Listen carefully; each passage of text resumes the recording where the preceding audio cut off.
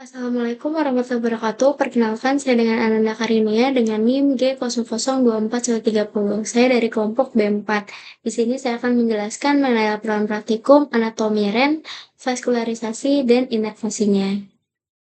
Berikut adalah soalnya. Jelaskan anatomi dari REN beserta vaskularisasi dan inervasinya. Baik, ginjal atau REN itu kan organ berbentuk kacang yang berfungsi sebagai sistem penyaring utama dalam tubuh manusia.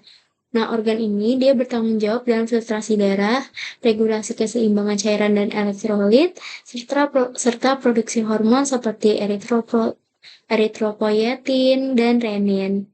Nah, secara umum ginjal itu terletak di kedua sisi tulang belakang, tepatnya dalam ruang retroperitoneal di antara vertebrate 12 hingga lumbal 3. Nah, ginjal kanan itu biasanya sedikit lebih rendah dibandingkan ginjal kiri karena terdorong oleh posisi hati. Setiap ginjal itu dia memiliki hilus renalis, yaitu area cekung di bagian medial yang menjadi jalur keluar masuk bagi arteri renalis, vena renalis, ureter, serta saraf dan limfatik. Di sebelah sini, ya, dari hilus ini, pembuluh darah dan ureter itu masuk ke dalam sinus renalis, sebuah rongga berisi struktur-struktur penting bagi fungsi ginjal. Nah, secara makroskopik, ginjal itu diselimuti oleh beberapa lapisan pelindung. Lapisan terdalam itu adalah kapsula fibrosa yang melekat langsung pada parenkim ginjal. Di luar kapsul ini terdapat kapsula adiposa yang berisi lemak perineal untuk memberikan perlindungan terhadap guncangan. Lapisan berikutnya adalah fascia renalis atau biasa disebut dengan fascia gerotas yang membantu menjaga ginjal tetap berada dalam posisinya. Nah, lapisan terluar itu adalah lemak pararenal yang berperan sebagai bantalan tambahan terhadap trauma fisik. Jika ginjal dibelah, tampak dua bagian utama, korteks renalis dan medula renalis. Korteks merupakan lapisan luar yang banyak mengandung nefron atau unit fungsional ginjal yang bertanggung jawab atas proses filtrasi darah. Sementara itu, medula itu tersusun atas struktur berbentuk segitiga yang disebut piramida renalis, dengan ujungnya yang mengarah ke papilla renalis. Di sini, papilla renalis. Papilla renalis itu adalah yang ini. Oke, di antara piramida renalis itu terdapat kolumna renalis. Yang ini, kolumna renalis, yang merupakan perpanjangan dari korteks dan berisi pembuluh darah serta saluran urin. Nah, setelah melalui proses filtrasi, urin yang terbentuk itu dia akan dialirkan melalui ductus colligentes menuju piramida renalis, lalu mengalir ke papilla renalis sebelum masuk ke sistem pengumpul urin yang lebih besar yaitu calyx minor. Yang ada di sini ini adalah calyx minor. Beberapa calyx minor itu kemudian bersatu membentuk calyx mayor. Ini adalah calyx mayor yang paling besar ini, yang selanjutnya bermuara ke dalam pelvis renalis. Struktur berbentuk corong yang menjadi titik awal ureter dalam mengalirkan urin ke kandung kemih. Oke, jika dilihat lebih dalam pada tingkat mikroskopis, ginjal itu tersusun atas nefron, unit terkecil yang bertanggung jawab atas filtrasi dan reabsorpsi zat-zat penting. Nah, setiap nefron itu terdiri dari glomerulus, sebuah anyaman kapiler. Terdapat darah filtrasi yang dikelilingi oleh kapsula Bowman sebagai penampung awal filtrat.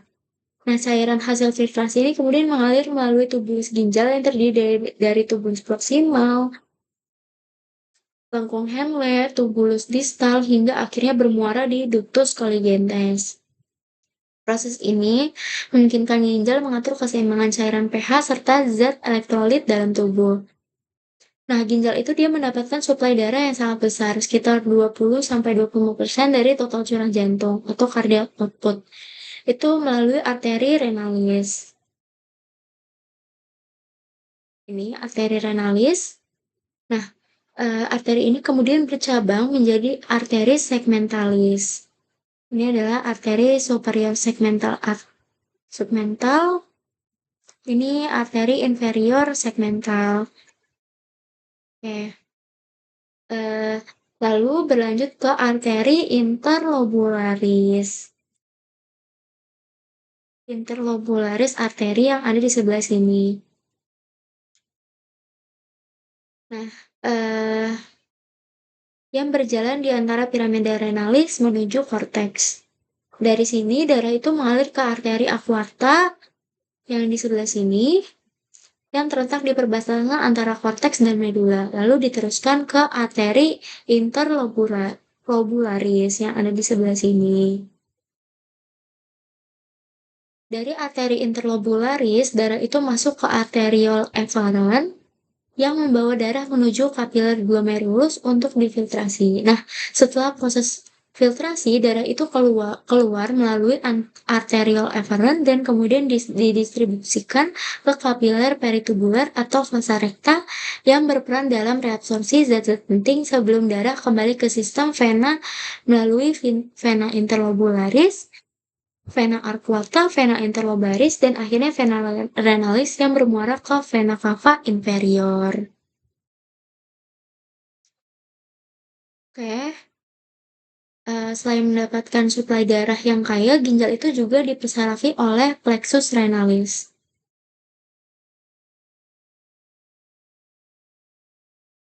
Nah, ini gambar yang lebih besarnya. Oke,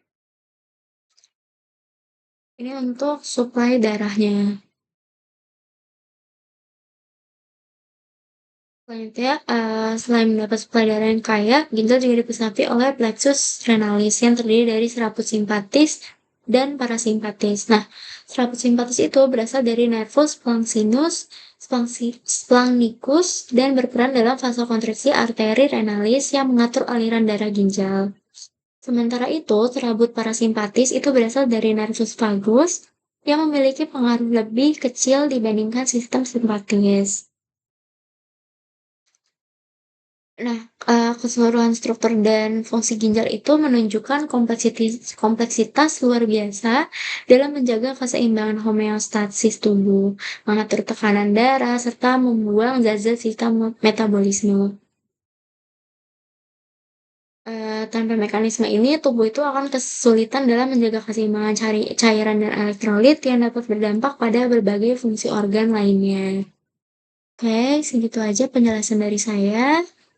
Terima kasih. Wassalamualaikum warahmatullahi wabarakatuh.